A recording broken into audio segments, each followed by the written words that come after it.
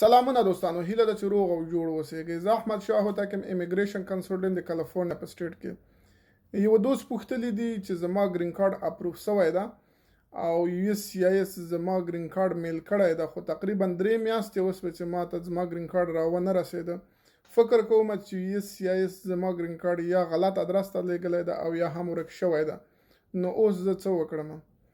نو تاسو کولای شئ چې د امریکا د مهاجرت له ادارې یا یو اس سی آی اس سره اړیکه ونیسئ او خپل نوی میلینګ اډرس له هغو سره اپډیټ کړئ.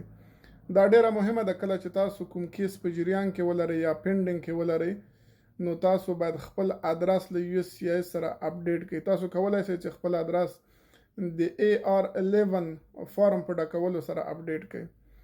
نو که چیرته ستاسو ګرین کارت هغوی ډسټرای کړی نه وي، زیاتره وخت کې چې 3 میاشتې تېرې شي او څوک ګرین کارت ریسیو نه کړي، نو هغوی له منځه وړي.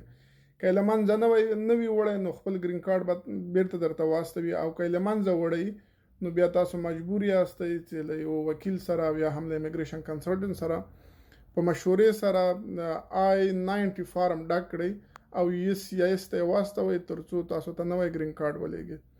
مننه.